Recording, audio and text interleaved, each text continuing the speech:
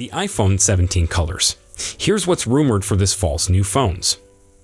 Of all the speculations about Apple's new phones, few things get people talking like the new colors expected for the iPhone.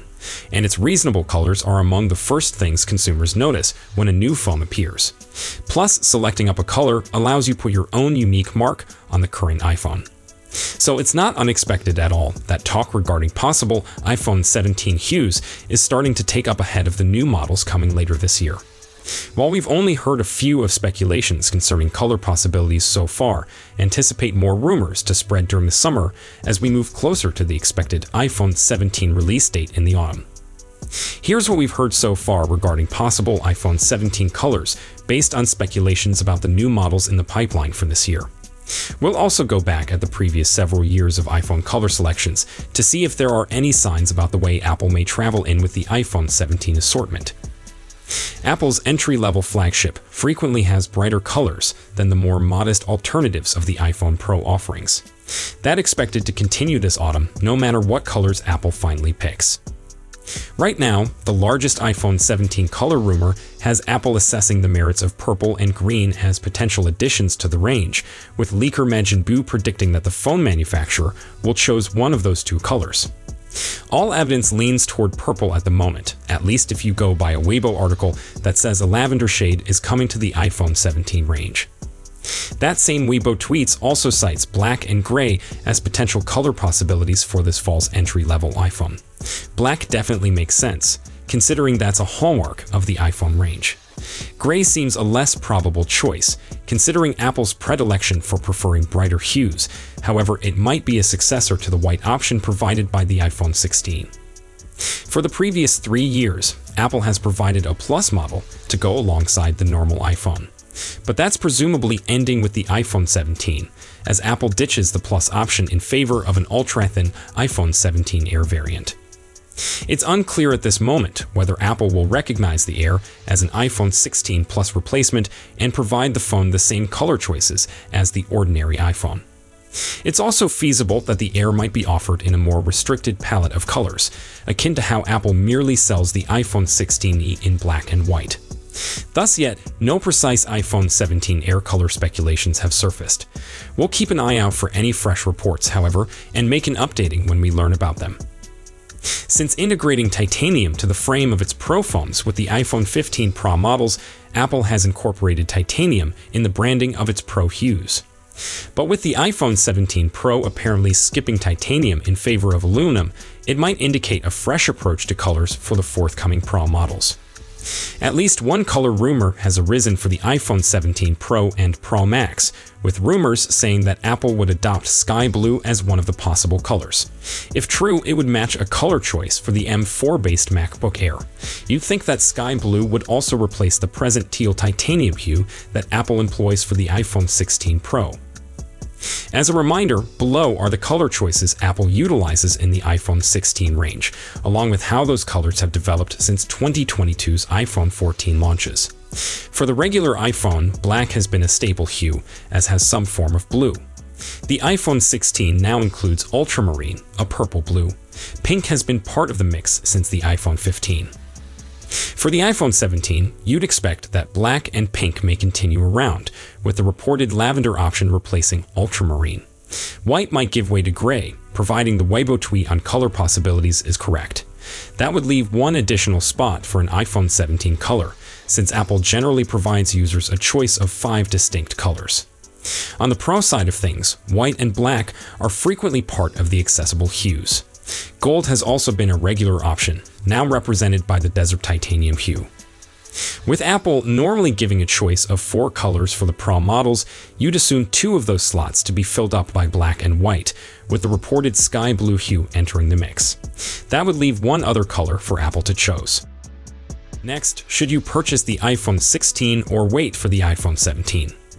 The 3 certainties in life are death, taxes, and functioning as tech support for your parents. This applies especially if you're a tech fan, since even more people in your life may draw toward you with temperamental gadgets or concerns about what to purchase. But these inquiries are typically ones that'll help out other people too. That's why I'm going to relate a chat I just had with my sister about updating his iPhone, something I assume millions of people are pondering at any given time. The iPhone 16 series is presently the newest batch of iPhones available, and they're all unanimously fantastic. The greatest iPhones Apple has ever made, undoubtedly. But with the iPhone 17 supposed to be coming soon, my sister wanted to know whether she should update now or wait for the following models expected in a few months. If you're intrigued about my response, or know other individuals with this topic, allow me to break things down for you. Consider maintenance before upgrading. Some crucial context. My sister's now using an iPhone 14 Pro, which has already lost enough battery capacity to become a burden on heavy usage days. I knew shifting to an Android phone was out of the question, but you should never rule them off totally. You have a lot more option when it comes to cost and specifications if you're ready to leave Apple land. Being a good tech fan, I initially urged that my sister not upgrade, but instead take his iPhone into an Apple store or phone repair shop for a battery replacement. Apple will replace iPhone batteries if they're below 80% of their original capacity, something you can check in the settings menu, and coincidentally, sister's iPhone is now at 80%. But he turned this option down. I may have pushed harder with the ordinary person asking me this question, as keeping older but still functional gear operating for longer is healthy for one's budget and for the Earth as a whole. But I was talking to the guy whose love of gadgets and new flashy gizmos is in no little way responsible for my becoming a tech fan. So I was not shocked and upgrading was better to his liking. The iPhone 16 versus iPhone 17. Buy now or upgrade later. The iPhone 14 series, including the iPhone 14 Pro, will be 3 years old in September. 2 or 3 generations is currently the least length of time. I'd suggest someone wait before updating their phone, but that window is rising in size as manufacturers provide longer and longer software update commitments. iPhones still receive roughly 5 to 6 years of support. Thus, the iPhone 14 Pro will likely still be receiving upgrades until 2027. So, there was no need to gently urge sister wait another 12 months before thinking about upgrading. The difference between an iPhone 16 Pro and an iPhone 14 Pro, the model my sister would like to purchase, and the device she has right now is very big.